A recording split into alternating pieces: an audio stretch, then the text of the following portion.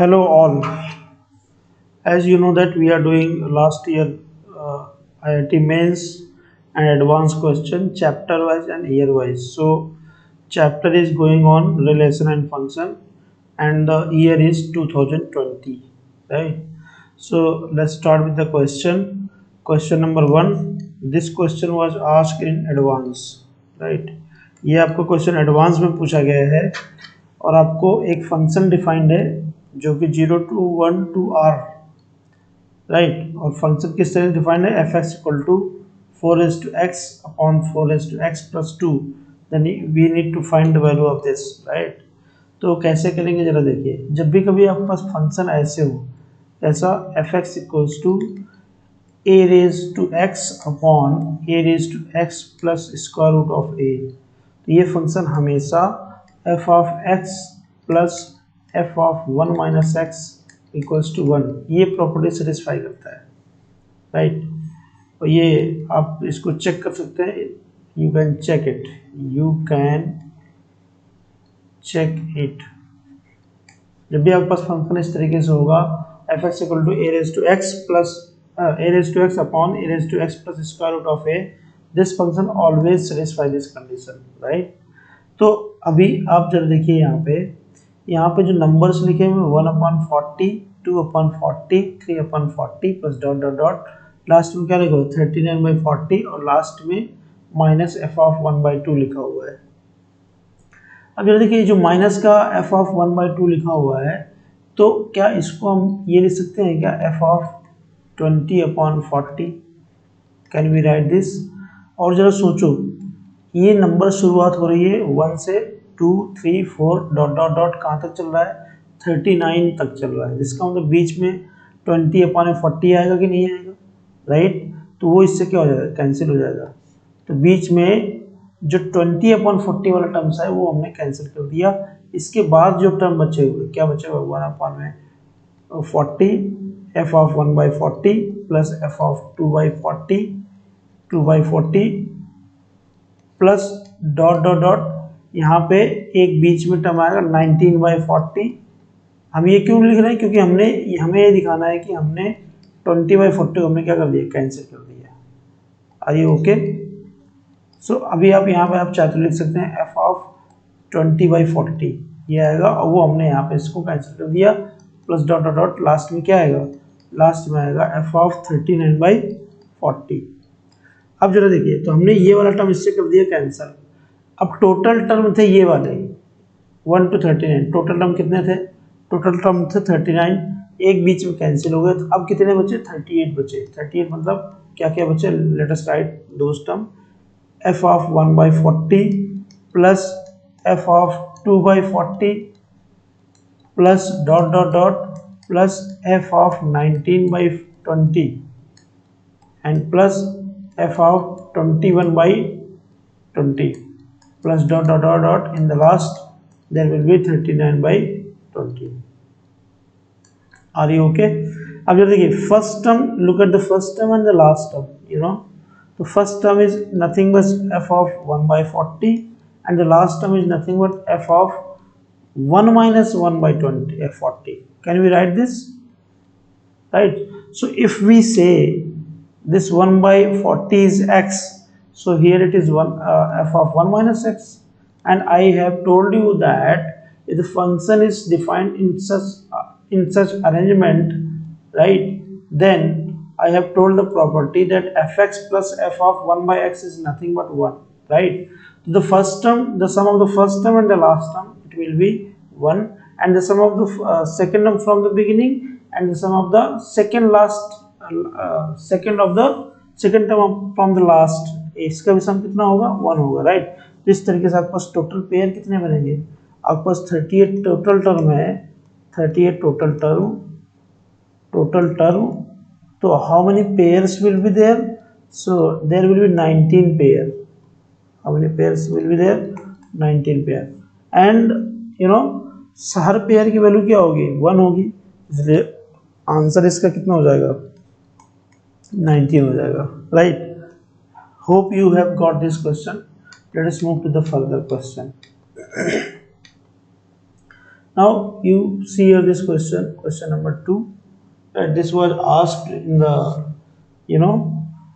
mains exam 2020 from the chapter relation and function. Right, एक relation defined है r equals to x y, और x y कहाँ belong करते हैं, integers के अंदर बिलोंग करते हैं, और ये वाली कंडीशन भी सेटिस्फाई करते हैं. This is a relation on the set of integers, then the domain of r inverse. Think about, it is asked that the domain of r inverse.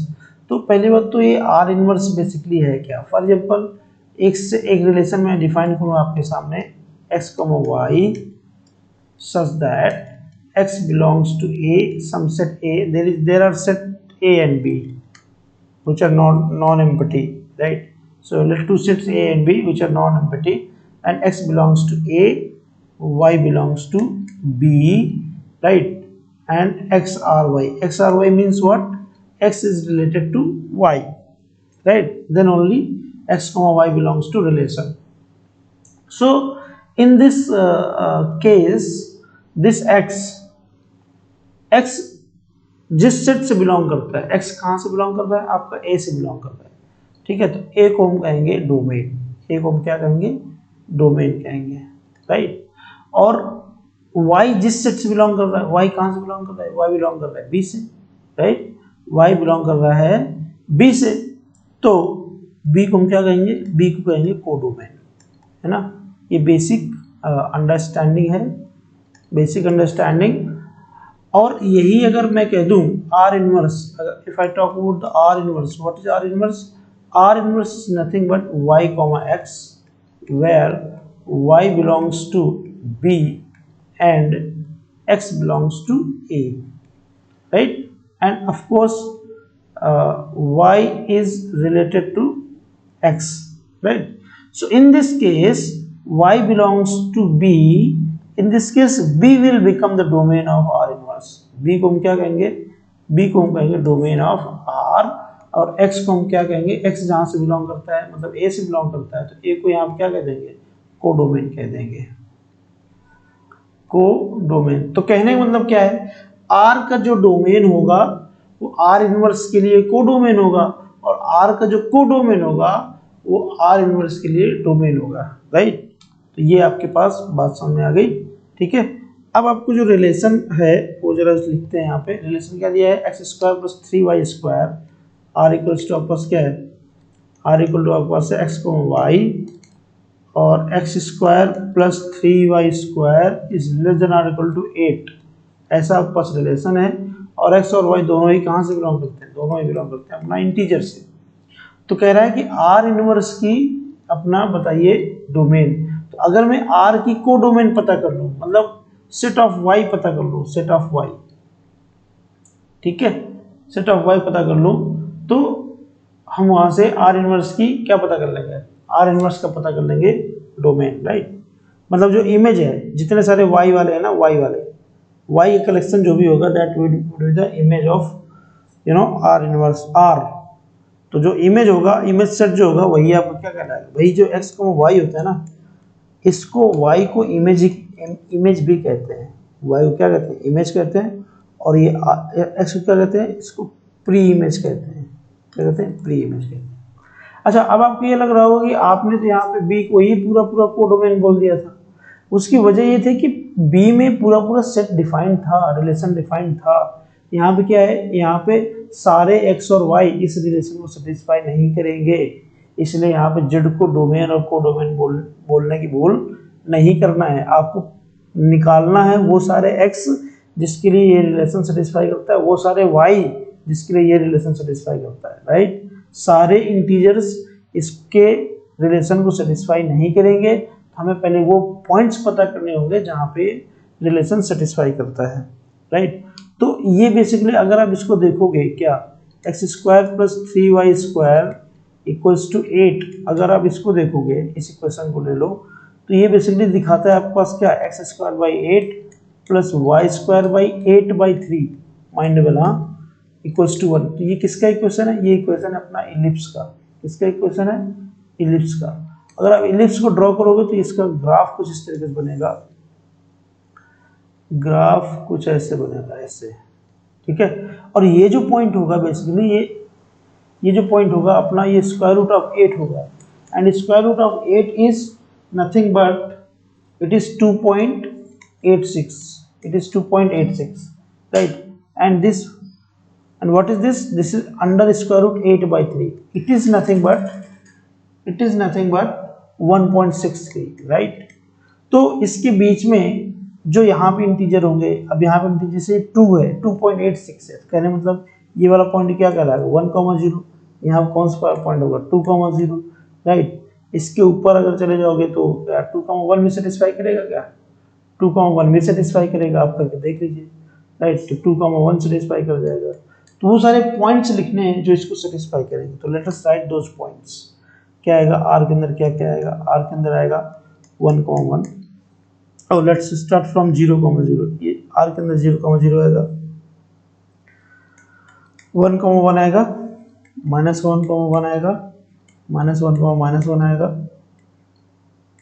Right?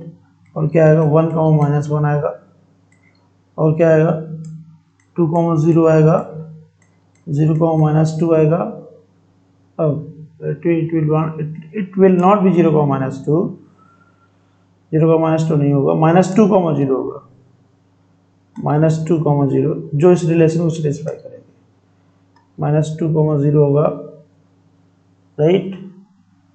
और 2,1 होगा, -2,1 होगा, 2,-1 होगा, -2,-1 होगा, और व्हाट एल्स 2,0 -2,0, ठीक है, -2, -1,0, there will be -1,0 as well, and 1,0 and 1,0 as well, 1,0 as well। तो आप अगर बस इतना काफ़ी है, आप देखिए जरा यहाँ पे मैंने कहा था जो दूसरे नंबर पे होता है, दूसरे नंबर पे तो वो डोमेन कोडोमेन का हिस्सा होता है। जैसे यहाँ पे 0 है, यहाँ पे क्या है 1 है, यहाँ पे क्या है 1 है, यहाँ पे -1 है, यहाँ पे -1 है, यहाँ पे 0 है, यहाँ पे 0 है, यहाँ पे -1 है, यहाँ पर भी 1 है, यहाँ पे -1 है, यहाँ पे -1 है।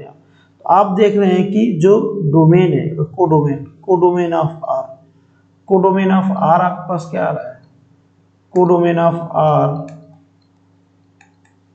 कोडोमेन ऑफ आर वो क्या है? वो आपके पास है -1,0,1, राइट? एंड जो कोडोमेन होती है आर की वही हो जाती है domain of R inverse. Now the domain of R inverse equals to -1,0,1। so this is how we have got this question, right? एक चीज मैं आपको बताना चाहता हूँ आपसे, ये बेसिकली जो कोडोमेन तो आपने लिखा है वो तो ठीक है, right? It is better to call it range, इसको आप रेंज कह लीजिए। जो रेंज होती है आर की वही आपकी डोमेन होती है आर इनवर्स की, राइट? अब रेंज का मतलब क्या होता है? देखिए रेंज का मतलब होता है आप जो भी इमेज मिल रहा है, मैंने कहा था कि x, y में जो y होता है ये इमेज होता है, ये इमेज होता है। तो जितने सारे इमेज मिल रहे हैं उन सब का कलेक्शन ले लो, that is called range, right? जितने सारे इमेज मिल रहे हैं उन सब का कलेक्शन ले लीजिए, तो उसको हम क्या कहते हैं? उसको हम रेंज कहते हैं। अब जरा ऑप्शन में कौन सा ऑप्शन सही है? आपका पहला ऑप्शन सही है, -1,0 is the domain of R inverse, right? I hope you got this question. If you did not get this question, please watch this video again, बार बार देखिए, 1000 बार देखिए, जब तक समझ में नहीं है तब तक देखिए। आगे जरा देखिए, ये आपके सामने एक क्वेश्चन लिखा हुआ है, जरा ध्यान से देखिए।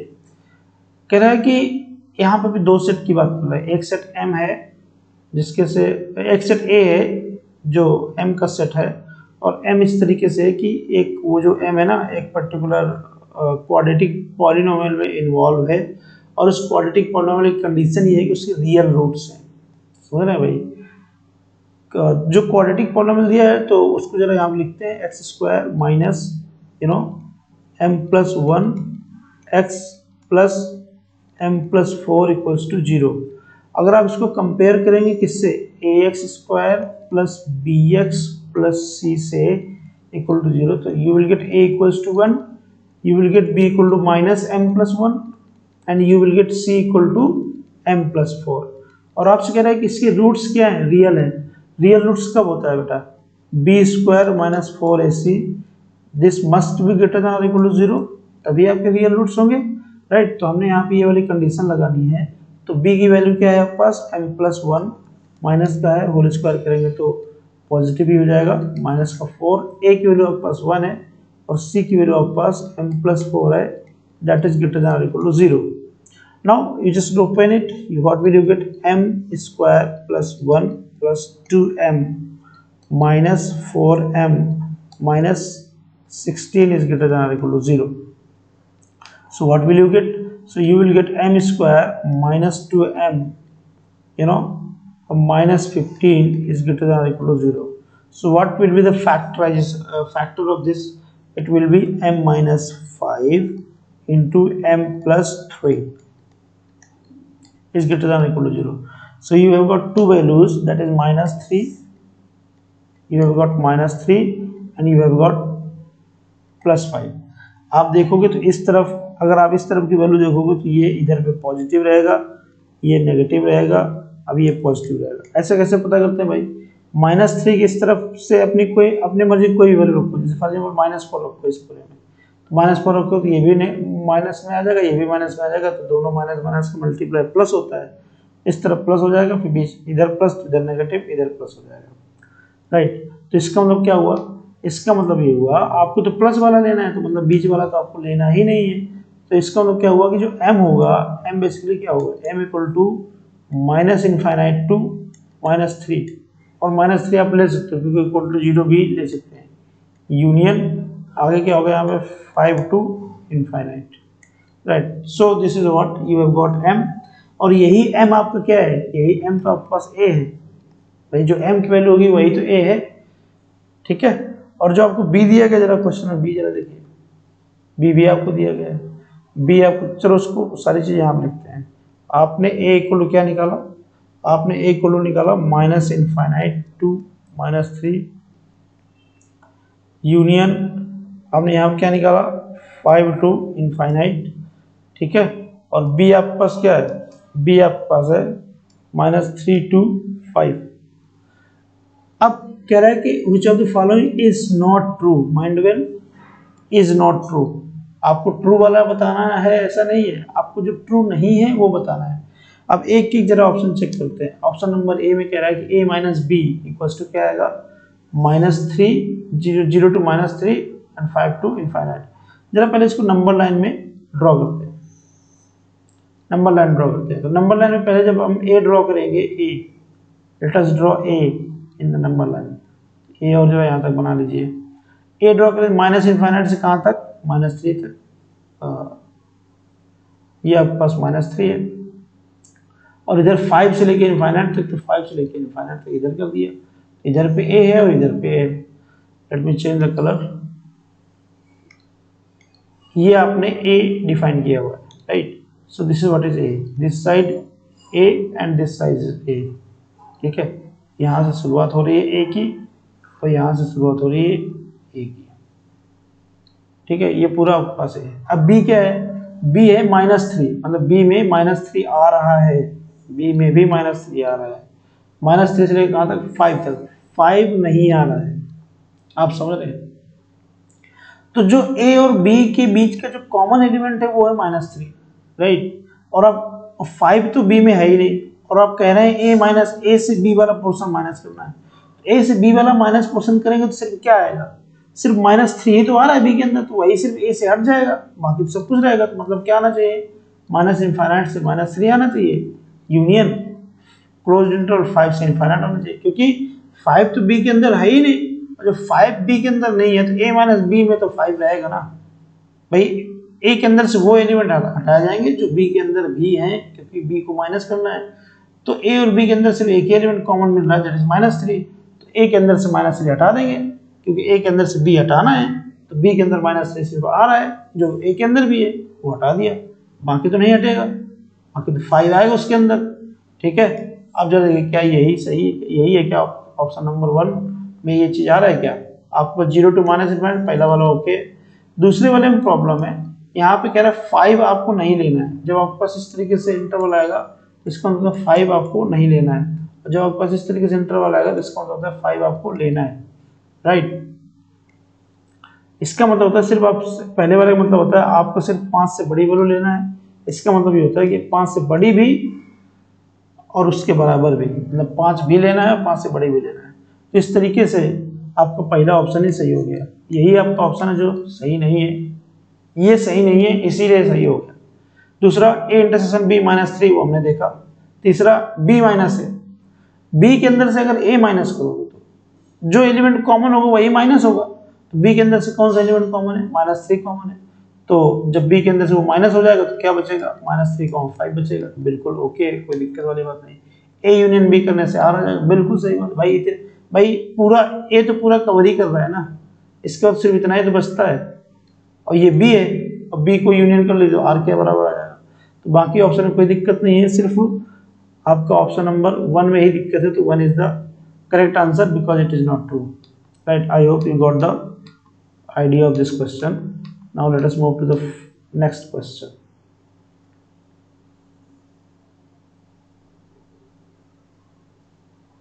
You see this question.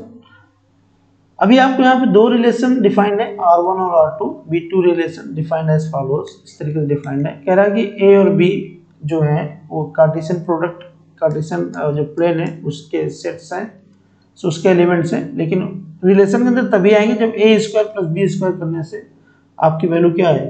आपकी वैल्यू आ जाए अपना इंटीजर, रैशनल नंबर, ठीक है। a, b रिलेशन के अंदर तब आएगा जब a² + b² करने से आपकी वैल्यू क्या आ जाए? रैशनल नंबर आ जाए। दूसरा जो R2 रिलेशन है वो इस तरीके से डिफाइंड है कि a² + b² करने से जो नंबर है वो कैसा नंबर आ जाए? वो नंबर आपका रैशनल नहीं हो, मतलब इरैशनल। तो कह रहा है कि ये कंडीशन आपसे रिलेशन की बात कर रहा है कि R1 is transitive, R2 is not transitive, R1 and R2 both are transitive, R2 is transitive but R1 is not transitive, neither R1 nor R। तो कहने का मतलब आपको सिर्फ ट्रांजिटिविटी चेक करनी है रिलेशन की। तो कोई रिलेशन ट्रांजिटिव कब होता है जरा उसको देख लीजिए।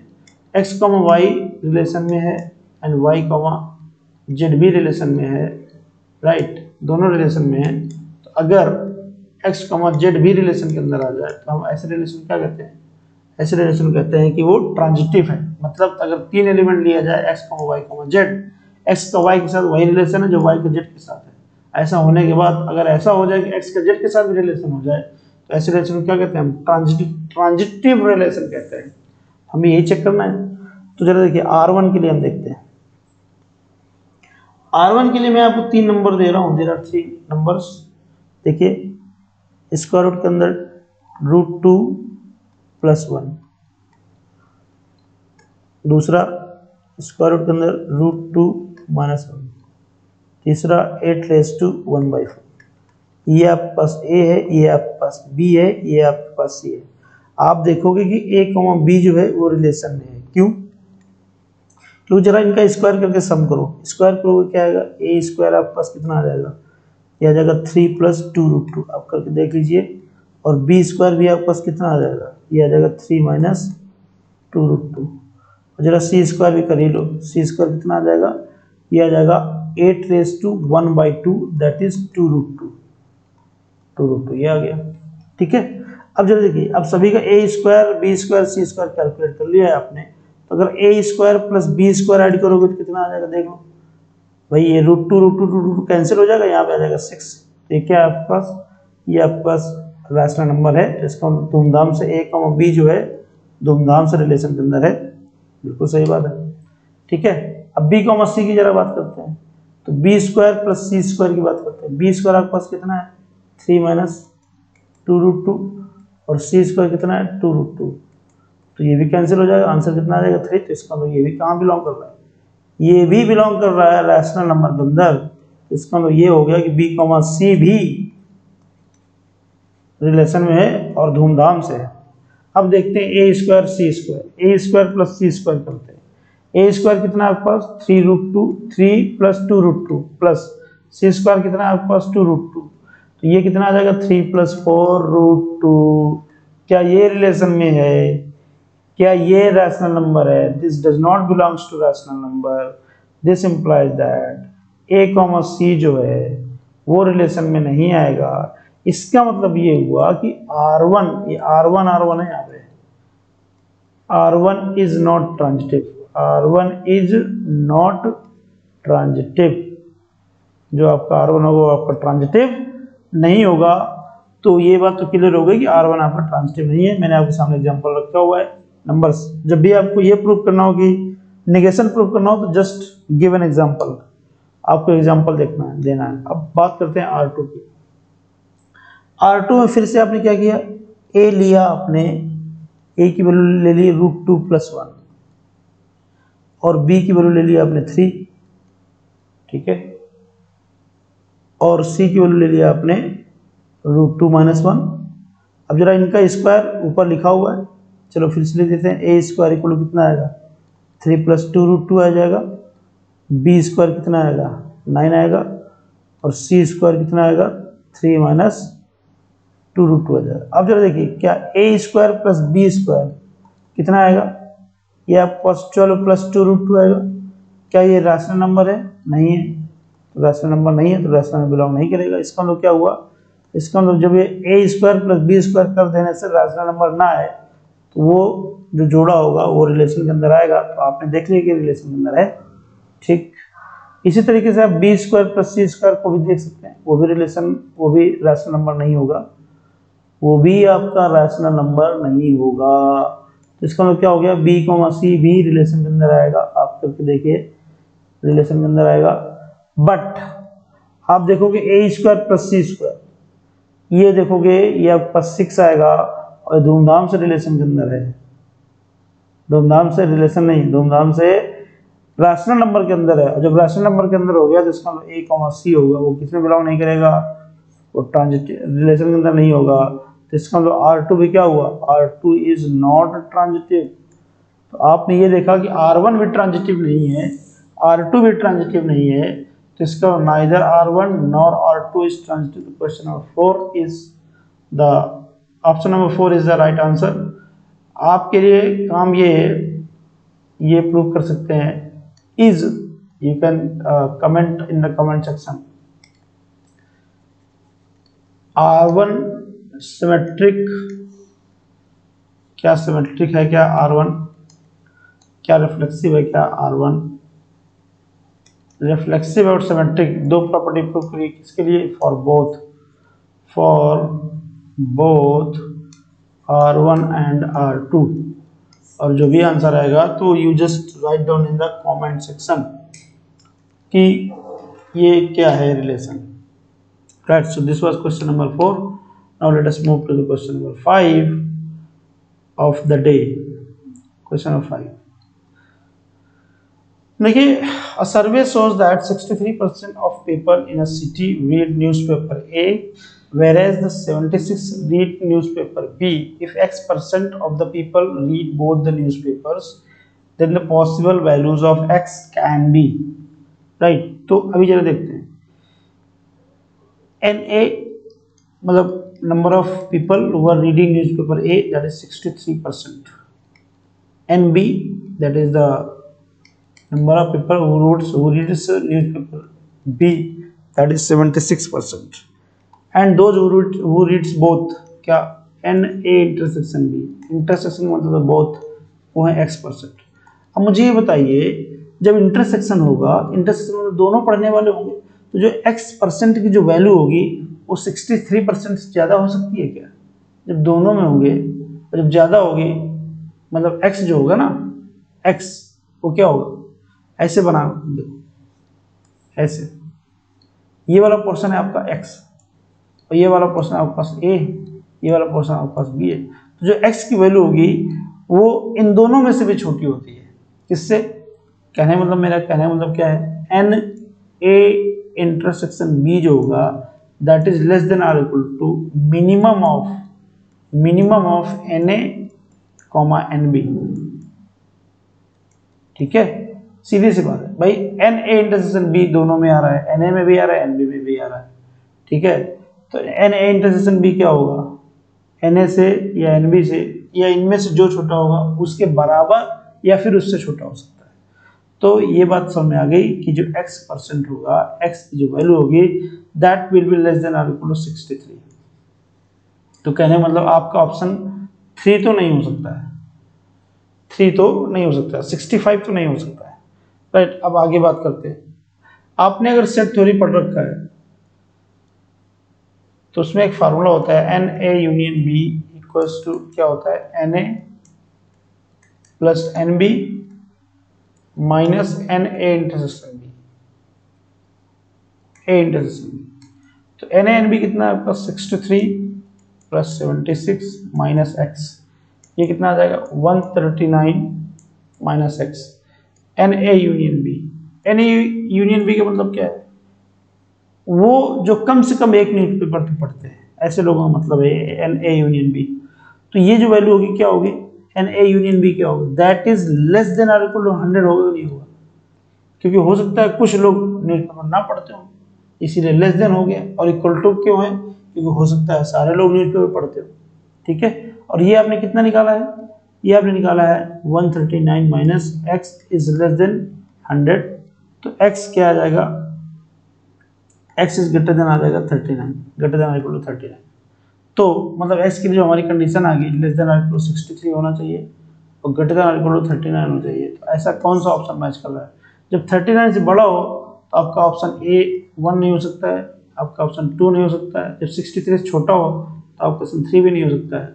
तो fourth is the right answer, ये दोनों कंडीशन सेटिस्फाई करता है, 39 से बड़ा है और 63 से छोटा है। तो this is the question number 5, right? I hope you got this question. If you did not, please watch it again.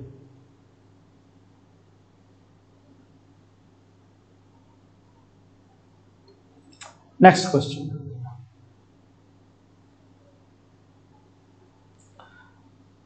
Here t denotes this bracket t denotes greatest integer of t, and then the equation has, इसके आपको solution बताने हैं, ठीक है। तो let us see this question. आपके पास जो लिखा है यहाँ पे क्या लिखा है, basically greatest integer of X whole square plus 2 greatest integer plus 2 minus 7 equals to 0। अगर आपने ग्रेटेस्ट इंटीजर फंक्शन की प्रॉपर्टीज पढ़ी हैं तो x plus A equals to greatest integer of x plus A होता है if a belongs to integers. अगर a आपके इंटीजर में बिलोंग करता है तो ये होता है, ठीक है। If you have studied this well so you can write this equals to this if a is integer, right. तो अब क्या लिख सकते हैं इसको, greatest integer of x whole square minus 2, minus नहीं है प्लस, इसको क्या लिखेंगे भाई, ये जो अंदर लिखा है greatest integer of x plus 2 लिखेंगे minus 7 equals to 0। So what will you get, you will get greatest integer of x whole square plus ये अंदर जाएगा तो 2 greatest integer of x plus यहाँ पे हो जाएगा 4 minus 7 equals to 0। So what will you get, you will get greatest integer of x square plus 2 greatest integer of x plus 3 equals to 0, right? I hope you are getting the things. Now let greatest integer of x equals to t. So what will you get, you will get t square plus 2t minus it is minus 3, right? It is not plus 3, it is minus 3, minus 3 minus 3 equals to 0, right? If you factorize this, so what will you get, you will get t plus 3 into t minus 1, t minus 1. If you find out the value of t, so you will get t equal to 1 and you will get t equal to minus 3. Now see what is the t, you have t considered greatest integer of x equals to 1. तो greatest integer of x equal to 1 कहने का मतलब क्या है, x किसके इसके बीच में होगा तो greatest integer of x जो होगा वो 1 होगा। अगर x जो होगा वो बिलोंग करे 1 टू इनफाइनाइट, 1 टू 2, देखिए जरा, जब 1 से 2 के बीच में होगा, 1 से 2 के बीच में, 1 से 2 के बीच में होगा या फिर 1 ही होगा, तब इसकी ग्रेटेस्ट इंटीजर की वैल्यू क्या आएगी, 1 आ जाएगी, क्योंकि आपको पता है ग्रेटेस्ट इंटीजर जैसे 1.1 लिखा तो v1 होगी, 1.2 लिखा तो v1 होगी, 1.99 लिखा है तो v1 ही होगी। तो मतलब 1 से 2 के बीच में होनी चाहिए। ये तो हो गया पहला केस, ठीक है। दूसरा t की वैल्यू -3 है, तो ये कहाँ से कहाँ होना चाहिए, ये आपका होना चाहिए x बिलोंग करना चाहिए कहाँ से कहाँ तक, -3 to 2, -3 से -2। क्यों? क्योंकि यहाँ पे अगर नंबर लाइन देखोगे तो यहाँ पे आपके पास -2 है, यहाँ पे आपके पास -3 है, तो इस तरफ की कोई वैल्यू लोगे तो उसकी ग्रेटेस्ट इंटीजर की वैल्यू क्या आएगी, -3 आएगी, ठीक है। तो यहाँ पे आप देख रहे हैं x से कितने सोल्यूशन आ रहे हैं, इनफाइनाइट सोल्यूशन आ रहे हैं भाई। x के अंदर इसके अंदर से कोई वैल्यू ले सकते हो, इसके अंदर से कोई वैल्यू ले सकते हो, and these are the line segment of real number, so these consist infinitely many solutions, so option 2 is the right answer, right? I hope you got the things. Let us move further. This was the question number 6. Now move to the question number 7.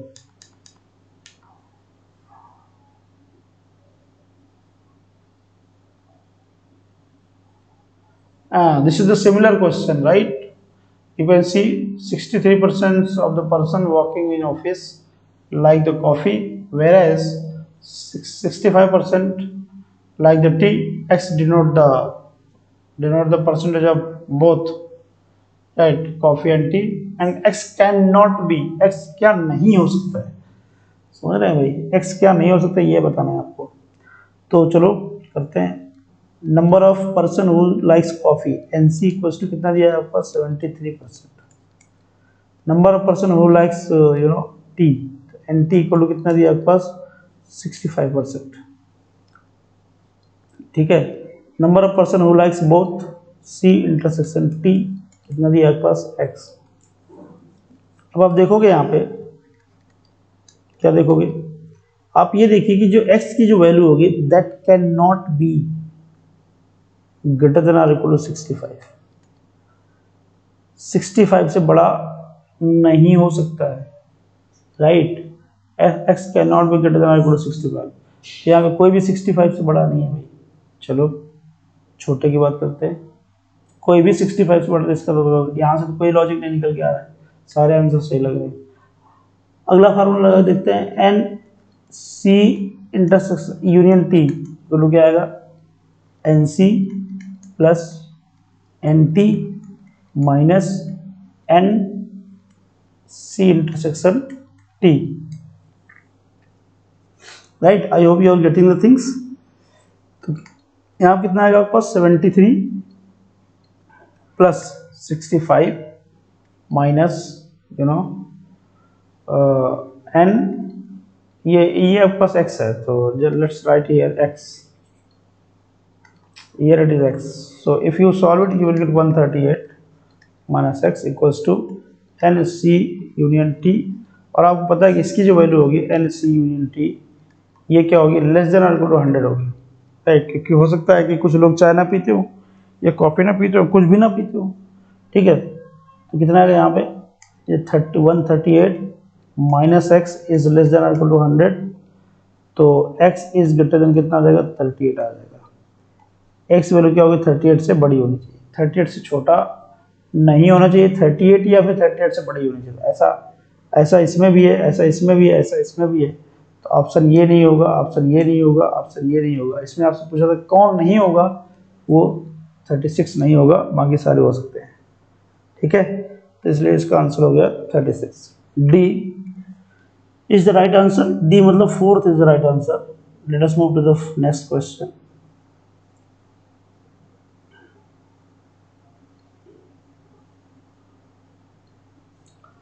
देखिए ऐसे question का pattern आजकल बहुत पूछा जाता है exam में, मतलब इस पैटर्न के बहुत सारे क्वेश्चन आजकल पूछे जा रहे हैं, लगभग हर पेपर में तो ऐसा क्वेश्चन होता ही है, राइट? तो इस क्वेश्चन कैसे करेंगे जरा देखते हैं। आपके पास एक सेट दिया गया है ए, जिसके अंदर एलिमेंट है ए कॉमा बी कॉमा सी। आपके पास एक दूसरा सेट दिया गया है 1 2 3 4, और आपके पास एक सी सेट दिया गया है जिसके अंदर कह रहा है कि वो सारे फंक्शन है ए टू बी जिसमें से 2 तो एफ ऑफ ए के अंदर जरूर है, मतलब 2 हर बार किसी न किसी का इमेज जरूर बन रहा है। और ये कैसा फंक्शन है, ये आपके पास नॉट 1 1 है, नॉट 1 1, ठीक है। ये आपसे कह रहा है फंक्शन जो है 1 1 नहीं है। तो जरा देखिए क्या क्या कंडीशन बन सकती है। केस नंबर 1, फर्स्ट केस क्या बन सकता है, सिर्फ 2 ही हो, मतलब जो आप फंक्शन जो डिफाइन कर रहे हैं ए टू बी, क्योंकि फंक्शन 1 1 नहीं है, तो ए कॉमा बी कॉमा सी उसकी रेंज के अंदर सिर्फ क्या आ रहा हो, 2 आ रहा हो, ठीक है। 2 आ रहा हो तो मतलब सारे एलिमेंट 2 पे इमेज कर जाएंगे, 2 पे मैप कर जाएंगे। तो इस केस में फंक्शन कितने फंक्शन मिलेंगे, एक फंक्शन मिलेगा, that is constant function F x equal to 2। अब केस सेकंड, अब क्योंकि फंक्शन 1 1 नहीं है, ए कॉमा बी कॉमा सी फंक्शन 1 1 नहीं है, इसका मतलब इस तरफ 2 से ज्यादा एलिमेंट नहीं होंगे, मतलब 2 तो होगा ही 100%, क्योंकि आपको 2 तो लेना ही है। इसके साथ या तो 1 होगा, या फिर 2 के साथ 3 होगा, या फिर 2 के साथ 4 होगा। भाई ये आपका सेट ए है, और या तो इसकी मैप यहाँ से होगी, या फिर यहाँ से होगी, या फिर यहाँ से होगी, ठीक है। ये आपका केस बनेगा जाके, क्योंकि 2 तो हर बार लेना है, और चूंकि 1 1 नहीं है, इसलिए कम से कम दो एलिमेंट की इमेज तो एक पॉइंट में जाएगी, ठीक है। 2 तो ऐसे चलेंगे, और बचेगा 1, तो उसके लिए एक और इमेज बना, ठीक है। तो ये केस आपके पास हो गया।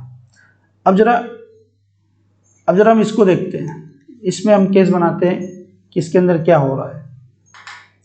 इसके अंदर हो ये रहा है कि आपके पास 3 एलिमेंट हैं, कितने, ए बी सी, यहाँ हो गया 1 2।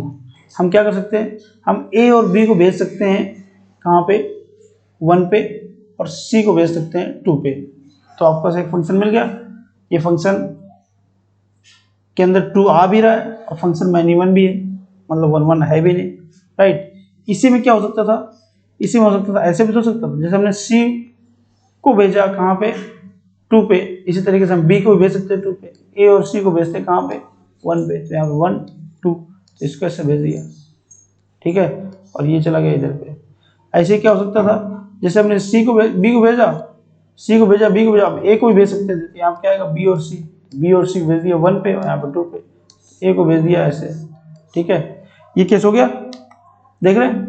लेकिन इसके साथ सिर्फ यही केस थोड़ी है, इसका भी दूसरा केस बन सकता था, कैसे, ऐसे बन सकता था, ए बी सी 2 बार क्यों लिख दिया भाई, एक बार लिखेंगे, यहाँ 1 2। आप ये कर सकते थे कि ए और बी को भेजते कहाँ पे, 2 पे, ए और बी को भेज दिया आपने 2 पे, और सी को भेज दिया 1 पे, उल्टा भी कर सकते थे। तो कहने का मतलब इस एक केस में ऐसे इसका भी बन जाएगा, ऐसे इसका भी बन जाएगा। तो ये जो मैंने ऊपर एक केस लिया है, कौन सा वाला, ये पहला वाला जो केस लिया है, इसके लिए आपको कितने फंक्शन मिल रहे हैं, 6 फंक्शन मिल रहे हैं, 6 फंक्शन इसके लिए मिल रहे हैं। इसी तरीके से आप 6 फंक्शन यहाँ पे ढूंढ सकते हैं, इसी तरीके से 6 फंक्शन आप यहाँ पे ढूंढ सकते हैं। तो टोटल फंक्शन यहाँ पे कितना हुआ, 18 फंक्शन हो गए केस सेकंड में। केस सेकंड में कितने फंक्शन थे, एक फंक्शन था, इसलिए टोटल फंक्शन कितने हो जाएंगे, टोटल फंक्शन हो जाएंगे 1 + 18 दैट इज 19। ये आपका हो गया total function. This is how we find the total function, number of total function. तो ये कौन सा ऑप्शन है, ऑप्शन वाला क्वेश्चन है, या फिर ऐसे, ओके। तो यहाँ पे आ जाएगा 19, तो सेक्शन बी का क्वेश्चन है, राइट। तो यहाँ पे आपके पास आएगा 19 total number of function, terms and conditions are applied, है ना। इसके जो क्वेश्चन टर्म्स एंड कंडीशन वो सारी अप्लाई करके आपके पास क्वेश्चन नंबर आ जाएगा, टोटल फंक्शन आ जाएंगे 19। Now let's move to the next question, 19th questions. आपके पास क्या नंबर ऑफ सॉल्यूशन बताने हैं, इस तरीके के क्वेश्चन में नंबर ऑफ सॉल्यूशन बताने हैं। तो क्या करिए, आप जरा देखिए यहाँ पे क्या लिखा हुआ है, log base 1/2 sin x equals to 2 minus log base 1/2, यहाँ पे क्या है, cos x है। तो you just bring this side, so what will you get, log 1/2 sin x plus log base 1/2 cos x equal to कितना आएगा आपके पास 2 आएगा। तो यहाँ पे कितना हो जाएगा लॉग बेस 1/2, यहाँ पे आ जाएगा sine x into cos x equal to कितना आ जाएगा 2 आ जाएगा। अगर आप इसका बेस हटाएंगे मतलब लॉग हटाएंगे तो क्या आएगा आपके पास sine x cos x mod equal to कितना आ जाएगा 1/2 की पावर 2 आ जाएगा। मतलब ये आपको ये बात पता होना चाहिए, अगर a की power m equal to n लिखा है तो आप इसको अगर लॉग में लिखना चाहोगे तो लॉग बेस में n सॉरी बेस में a और यहाँ पे आ जाएगा n और यहाँ पे आ जाएगा m, ये होता है। और अगर इसको ऐसे लिख सकते हो इसको ऐसे लिख सकते हो। कहने का मतलब ये है कि लॉग की बेसिक मतलब ये होता है कि जब बेस यहाँ पे लिखा हुआ है यहाँ पे 100 लिखा हुआ है तो इसका आंसर वो होता है कि 10 में कितनी पावर लगा देंगे 100 आ जाए 2 बस। तो 10 में कितनी पावर लगाए 100 तो 10 की पावर 2 इक्वल टू 100 बस, उसको ऐसे लिख दो खत्म बात। तो वही चीज़ हमने यहाँ पे किया। तो mod of sine x into cos x equals to आपका कितना आया यहाँ पे आया 1/4, 2 का मल्टीप्लाई कर लो दोनों तरफ, यहाँ पे आ जाएगा साइन 2x इक्वल टू यहाँ कितना आ जाएगा 1/2 आ जाएगा। भाई 2 को जब मल्टीप्लाई करोगे तो 2 साइन एक्स पॉसिबल बन जाएगा, यहाँ पे 2/4 बन जाएगा दैट इज 1/2। अब ये मान लीजिए आप gx नहीं अभी थोड़ा let us have some patience. एक इससे आप दो चीजें निकल के आएंगी, साइन 2x इक्वल या तो 1/2 है या तो साइन 2x इक्वल टू -1/2 है। इसको आप मानिए gx सॉरी fx, इधर वाले को मानेंगे gx। अब x जो कह रहा है उसकी लिमिट क्या है, उसकी लिमिट है 0 से 2 पाई, लेकिन यहाँ पे 2x है तो क्या बन जाएगा बेसिकली 4 पाई तक का बन जाएगा। 4 पाई तक का जो ग्राफ बनेगा वो साइन का ग्राफ बनेगा। तो साइन ग्राफ कैसे बनेगा, इस तरीके से बनेगा, ये ऐसे बनता है 4 पाई तक का ग्राफ। ये यहाँ पे बेसिकली π/2 होगा, ये वाला π/4 होगा, क्योंकि π/4 होगा तो इसकी वैल्यू मैक्सिमम आएगी राइट। और इधर पे क्या दिया गया था, इधर पे y इक्वल टू मतलब gx इक्वल टू 1/2, तो कहने का मतलब y इक्वल टू 1/2 अगर ड्रॉ करोगे तो ऐसे ड्रॉ होगा y इक्वल टू 1/2, ठीक है। और x y equal to -1/2 draw करोगे तो ऐसे ड्रॉ होगा, ठीक है, क्योंकि ये वैल्यू 1 है यहाँ पे 1 है तो 1/2 मतलब इसके ऊपर ही होगा, यहाँ पे 1 है इसके ऊपर ही होगा। तो ऊपर वाले कितने कितने पॉइंट है जहाँ पे इंटरसेक्ट कर रहा है, 4 पॉइंट है, इससे ऊपर है और 4 पॉइंट नीचे है जहाँ पे इंटरसेक्ट कर रहा है। तो यहाँ से ये बात पता चलती है इसके कितने सोल्यूशन हो जाएंगे, there are 8 solution of this question. Number of solution कितने हुए, यहाँ पे लिखोगे number of solution. Number of solution कितने हो जाएंगे भाई, वो हो जाएंगे 8 राइट। जब भी कभी आपके पास gx equal to fx type का हो और उसमें नंबर ऑफ सोल्यूशन निकालना हो, so it is very good to draw a graph, एक ग्राफ ड्रॉ कर लो और आपका काम हो जाएगा, आप बिल्कुल तरीके से वहां पे निकाल पाएंगे। ऐसा नहीं कि आप यहाँ पे निकाल नहीं पाओगे, निकाल लेते यहाँ पर भी यार, कोई दिक्कत है थोड़ी है टू ड्रॉ द ग्राफ। भाई आप देख लो कि साइन 2x की वैल्यू 1/2 कहाँ हो रही है, जब x की वैल्यू 0 से 2 पाई के बीच में हो। और ये भी देख लो साइन 2x की वैल्यू -1/2 कहाँ पे हो रही है, जब x की वैल्यू 0 से 2 पाई के बीच में हो राइट। तो आप वैसे भी कर सकते हैं, कोई दिक्कत वाली बात नहीं, लेकिन उसमें आपको थोड़ा सा टाइम लगेगा। और इसमें आप करेंगे तो आपका सिस्टम बिल्कुल सही से बैठ जाएगा, सही भी आ जाएगा। तो option is the C is the right answer right. Question 9, let us move to the next question, that is question number 10.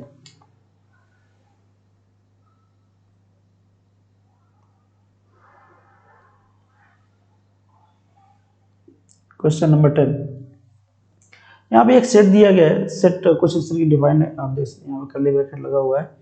यहाँ पे आप देखिए कैसे डिफाइंड है कि mod of x is less then 2। अब लेस देन 2 कब होगा मॉड ऑफ x, जैसे मान लीजिए -2 है, ये +2 है। अब आप इसी के बीच में वैल्यू लेंगे तभी तो इसकी मॉड x की वैल्यू 2 से छोटी आएगी। तो इसका मतलब a की वैल्यू क्या आ जाएगी, इसका मतलब a की वैल्यू आ जाएगी -2 से +2 राइट। अब दूसरा वाला देखिए, दूसरे वाले में बेसिकली लिखा है mod of x -2 is greater than और इक्वल टू 3, ये लिखा हुआ है। अगर जैसे मान लीजिए आपके पास ये लिख दिया जाए mod of x is greater then 3, इसका मतलब क्या हुआ, ये प्लस का 3 है, ये माइनस का 3 है। प्लस का 3 आप इस तरफ नंबर लेंगे तो उसकी वैल्यू मॉड की वैल्यू ग्रेटर देन 3 आएगी, या फिर -3 की इस तरफ लेंगे तो मॉड की वैल्यू ग्रेटर देन 3 आएगी। तो वही चीज़ यहाँ पे कर दीजिए आप। ये जो कंडीशन लगाएंगे आप क्या लगाएंगे, x minus two greater than equal to 3, एक कंडीशन ये आएगी, और दूसरी कंडीशन क्या आएगी, x minus two is less than equal to minus 3। तो पहली वाली कंडीशन अगर देखोगे तो क्या आएगा, x is greater than equal to 5। अब दूसरी वाली कंडीशन अगर देखो तो क्या आएगा, x is less than equal to minus 1।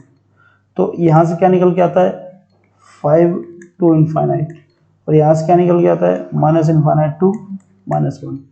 तो इसका मतलब b क्या निकल के आता है, अल्टीमेटली b क्या निकल के आता है, b निकल के आता है आपके पास क्या, minus infinite to minus 1 union 5 to infinite. ठीक है, अब जरा इसको नंबर लाइन में ड्रॉ करते हैं। ये आपके पास नंबर लाइन है, b आपके पास है माइनस 1 टू इनफाइनाइट, इधर पे माइनस 2 भी होगा, माइनस 1 से इनफाइनाइट। ये तुम्हारा b का सेक्शन है, b1 का हिस्सा मान लो। इधर 5 से इनफाइनाइट, इधर 5 होगा।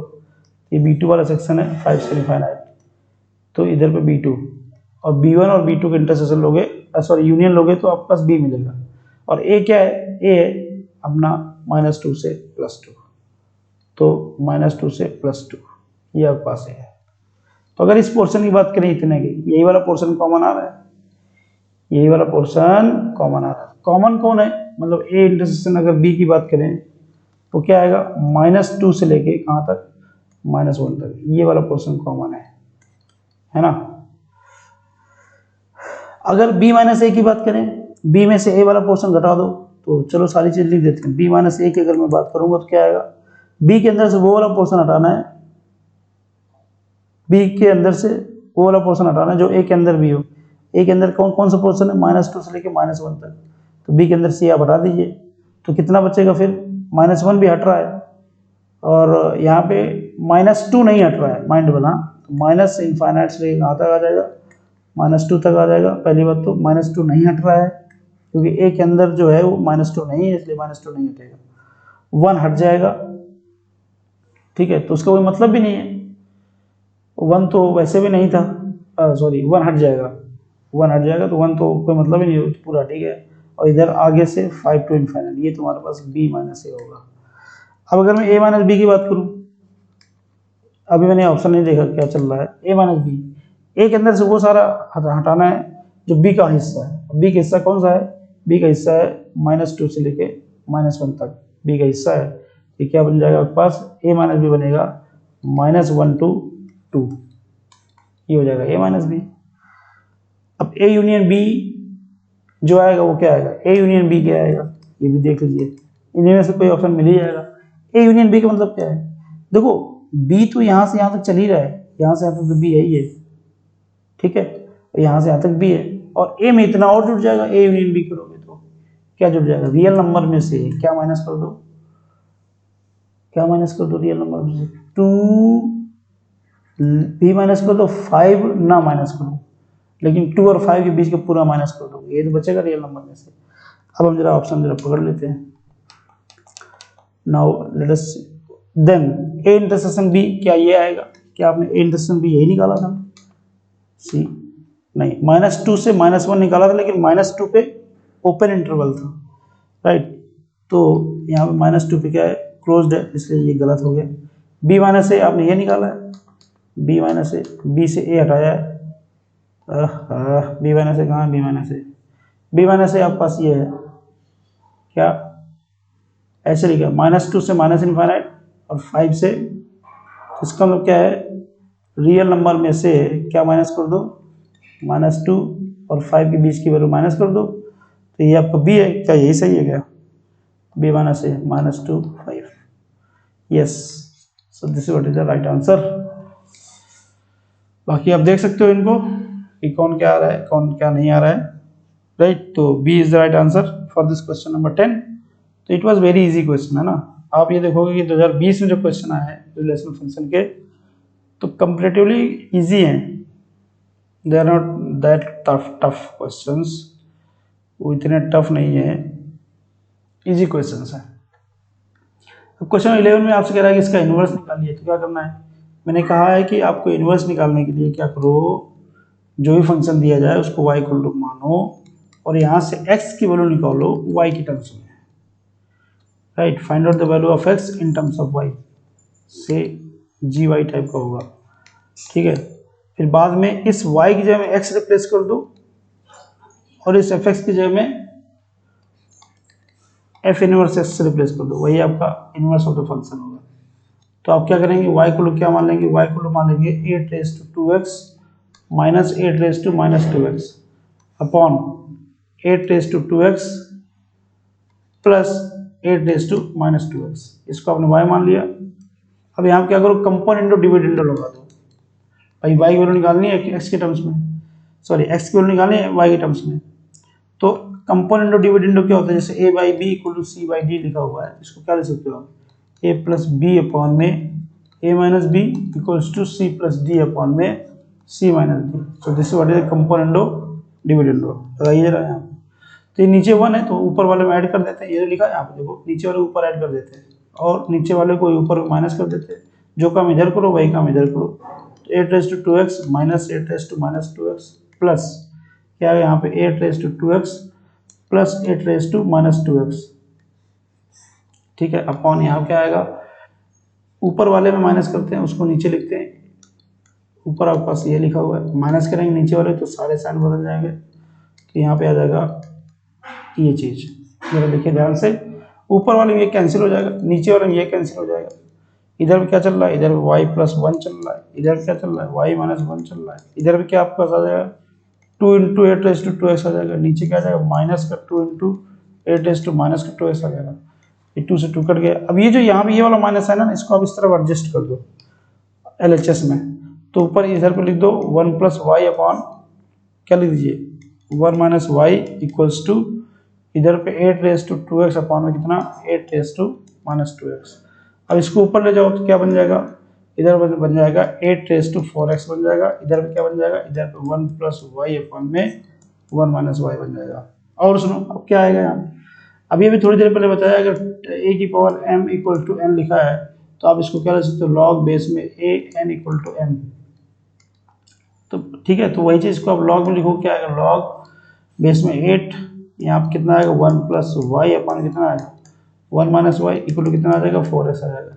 मैंने कहा था x की वैल्यू y के टर्म्स में निकालना है, तो x की वैल्यू क्या आ जाएगी, x की वैल्यू आ जाएगी लॉग बेस में 8, यहाँ पे 1 plus y upon 1 minus y, and just मैंने कहा था जब इस तरीके से निकल जाए तो y को आप x से रिप्लेस कर दीजिए, y किससे रिप्लेस करिए x को, और x को किससे रिप्लेस करिए f इनवर्स ऑफ x से, तो क्या बन जाएगा आपके पास, ये बन जाएगा f इनवर्स ऑफ x, यहाँ पे क्या बन जाएगा लॉग बेस में 8, यहाँ पे 1 plus x upon 1 minus x, at this is what is the inverse of the function. Very easy questions, again it is very easy, again it is very easy question, ठीक है, तो फिर से आपका बहुत इजी क्वेश्चन है। तो this is the question number 10th ही था, और आप ऑप्शन देख सकते हैं, ऑप्शन से आपको question number D is the right answer, question number 11 था और डी आपका इसका सही आंसर है। Now we will move to the question number 12th, let us move to the question number 12th।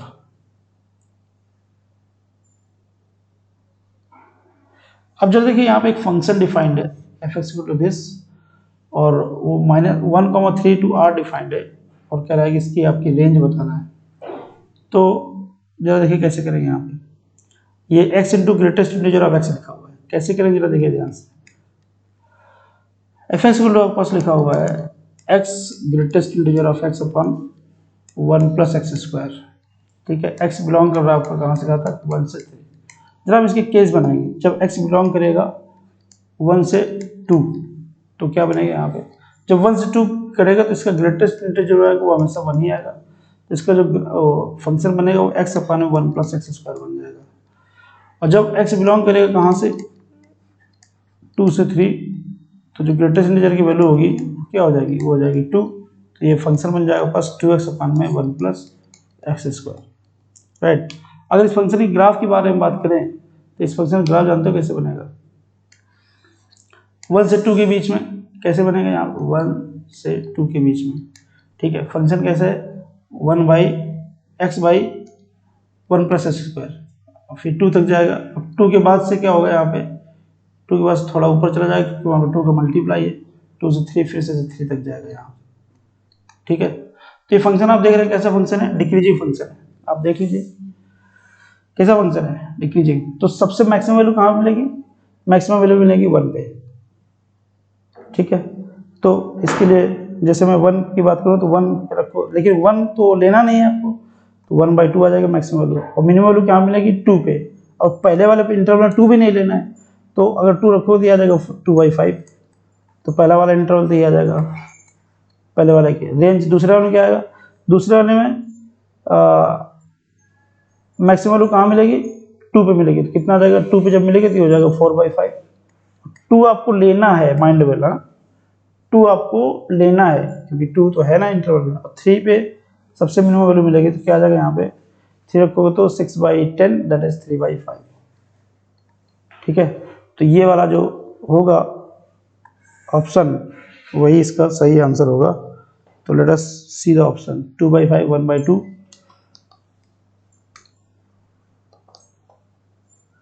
2/5, 1/2, 3/5, 4/5, so D is the right answer, right? So this is the question number 12th, discussion on question number 12. Let us move to the next question.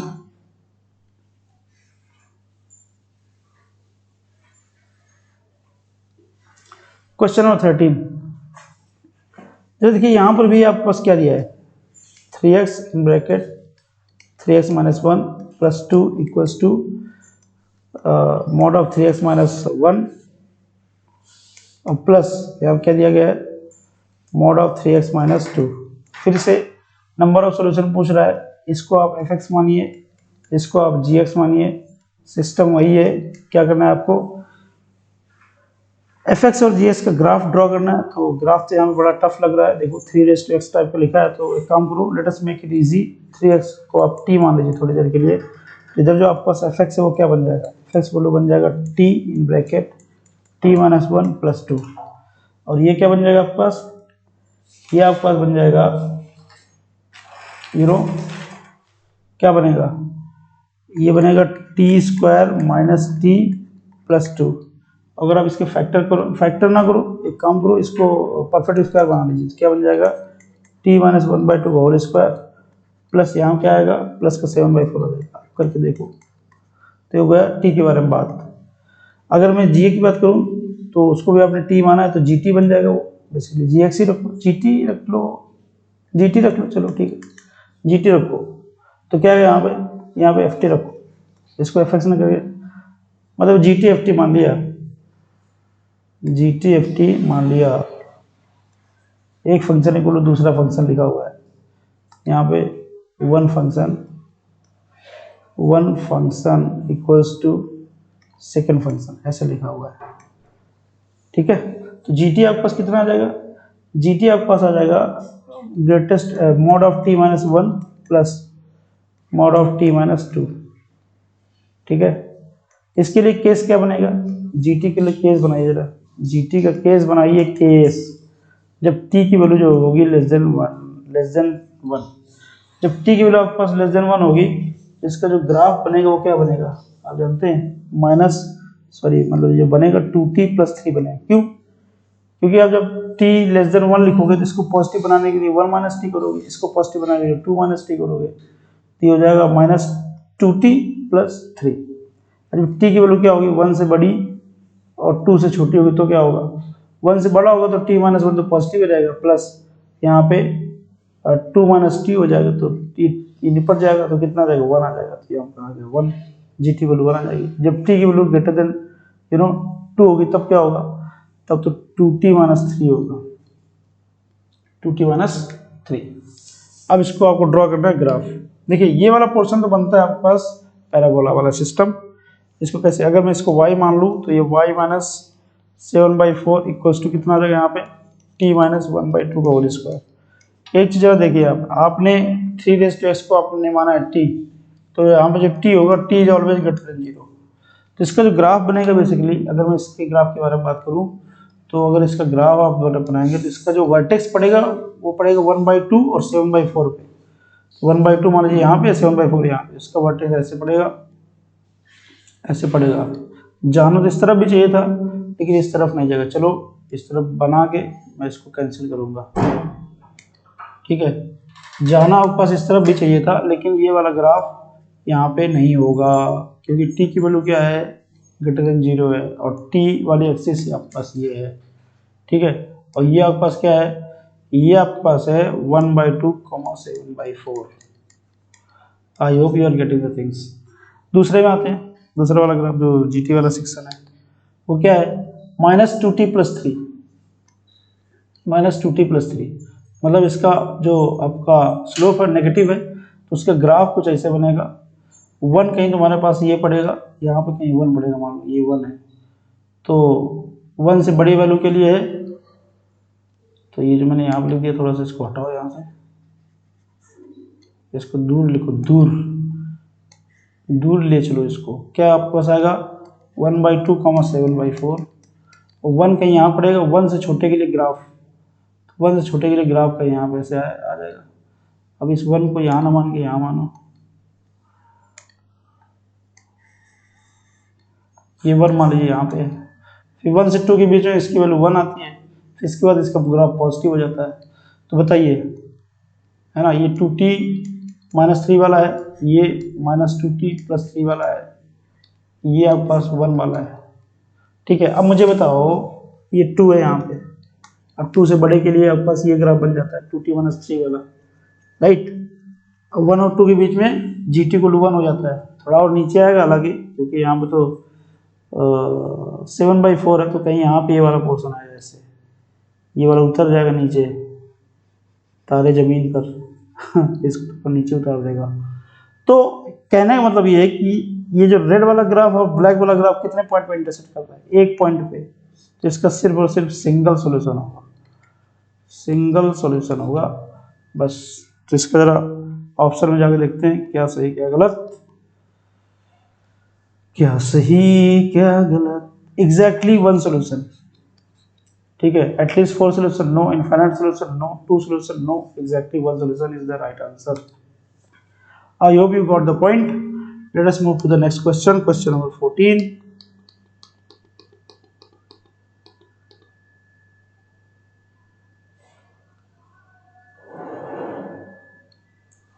ये आपके सामने question है, देखिए ध्यान से। कह रहा है इस जो फंक्शन दिया गया इसका डोमेन इस तरीके का दिखता है, तो एक ही वैल्यू बता दो, काम हो जाएगा अपना, सिंपल। तो आपको ये बात पता होनी चाहिए कि साइन इनवर्स x अगर लिखा है तो जो x है ना, x की औकात ये है कि -1 से +1 के बीच में होगा, सीधी सी बात ये है। तो यहाँ पे x ना होकर बड़ी सी वैल्यू लिखी हुई है, |x + 5 upon x² + 1 < 1 greater than or equal to -1, right. अब ये नीचे वाली जो वैल्यू है ये है पॉजिटिव, जब ये वैल्यू है पॉजिटिव तो इसको मल्टीप्लाई कर देने में कोई फर्क नहीं आएगा, तो जब इधर मल्टीप्लाई करो तो -x² + 1 आएगा, सॉरी +1 क्यों आएगा यार, -1 आएगा भाई, क्योंकि इधर -1 है ना, यहाँ पे x² - 1 is less than or equal to |x + 5 is less than or equal to x² + 1। अब यहाँ पे दो इनइक्वलिटी है, एक इनइक्वलिटी ये है और एक इनइक्वलिटी ये है, ठीक है। तो हम पहली इसको मानेंगे पहली इनइक्वलिटी, इसको मानेंगे दूसरी, तो हम लेंगे पहली वाली इनइक्वलिटी ले लेंगे। तो क्या आपके पास -x² - 1 is less than |x + 5। अब आप इन सबको इधर ले आइए तो क्या बन जाएगा, इधर बन जाएगा 0 is less than x² + |x + 5, समझे। तो ये क्या बन गया आपके पास, ये बन गया x² है, क्या है क्या है भाई, क्या है भाई, क्या है भाई, ये बन गया आपका x² + |x + 5 is greater than or equal to 0। हो ये प्लस का 6 हो जाएगा बालक, दिस विल बी +6। तो अब जरा देखिए यहाँ अगर आप इसको कंपेयर करो ax² + bx + c, तो a की वैल्यू आपके पास 1 that is greater than 0, b की वैल्यू आइदर +1 और -1, और c की वैल्यू आपके पास 6, समझ रहे हैं। तो अगर आपसे ये +1 -1। अगर आप b स्क्वायर माइनस 4ac अगर कैलकुलेट करें that is always less than 0 करके देख लो ना, ये 1 आएगा -24 आएगा, लेस देन 0 आएगा, लेस देन 0 आएगा, इक्वल टू भी नहीं आएगा वाला। तो जब इस तरीके की कंडीशन हो कि a इज ग्रेटर देन 0 और d मतलब डिस्क्रिमिनेंट इज लेस देन 0, तो जो आपके पास ये होता है ना क्या, जो ये quadratic equation that is always greater than 0, equal to 0 तो कभी हो ही नहीं सकता, ऑलवेज ग्रेटर देन 0। तो कहने मतलब it is true for all real number, for all real number, तो सबके लिए सही है। तो इसमें तो कोई चिंता वाली बात ही नहीं है। अब चिंता वाली बात, यहाँ से ए निकल भी नहीं सकता क्योंकि पूरा हिस्सा पूरी बात इस बात पे आ गई कि सेकेंड वाली इनइक्वालिटी में इसकी जो भी वैल्यू आएगी वहीं से ए निकल के आएगा। तो सेकेंड वाली इनइक्वालिटी आप लिखते हैं mod of x + 5 less than और इक्वल टू x² + 1, इसको आप इस तरफ ले आइए, x² minus mod of x -4 is greater than और इक्वल टू 0। अब इस जो x² लिखा तो क्या हम ये ले सकते हैं क्या, मॉड ऑफ x का whole square minus mod of x -4 is greater than और इक्वल टू 0। अब मॉड x को हम t मान सकते हैं क्या, तो क्या आएगा t² - t -4 is greater than और इक्वल टू 0। ठीक है, तो क्या यहाँ से अगर मैं t की वैल्यू निकालूं तो t क्या ऐसे आएगा क्या, या फिर इसका फैक्टर t ऐसे आएगा क्या, t की value -b plus minus under के अंदर b² 17 हो जाएगा, -4ac अपॉन करके 2 हो जाएगा। अब जो देखिए, तो मतलब ये जो आपके पास आया दो वैल्यूज आई क्या, एक वैल्यू आई इसमें t की दो वैल्यू मान लो t1 और t2। t1 की जो वैल्यू आई है इसको जरा लिखते हैं -1 -√17 अपॉन में 2। t2 जो वैल्यू आई उसको लिखते हैं -1 प्लस स्क्वायर रूट के अंदर 17। अरे भाई -1 है क्या यहाँ पे, माइनस भी होता है तो प्लस का 1 होगा, यहाँ पे प्लस का 1 होगा, अपॉन में कितना आएगा 2 आएगा। ठीक है, तो कहने का मतलब क्या है, जो वो दिया गया था तो इसको क्या ले सकते हो t माइनस, ऐसे ले सकते हो t माइनस और यहाँ पे 1 -√17 अपॉन कितना 2, एक ब्रैकेट और दूसरा ब्रैकेट t माइनस 1 + √17 अपॉन 2, दूसरा bracket that is greater than और इक्वल टू 0, क्योंकि ग्रेटर देन और इक्वल टू साइन था।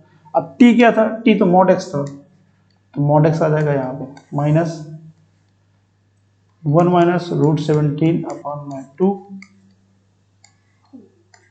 अब क्या आएगा मॉड ऑफ x माइनस कितना है यहाँ पे 1 + √17 अपॉन कितना 2 ग्रेटर देन और इक्वल टू 0। अब जब देखिए इसको और देखोगे तो ये वाली वैल्यू है नेगेटिव, ये वाली वैल्यू क्या है नेगेटिव, और ये वाली वैल्यू है पॉजिटिव।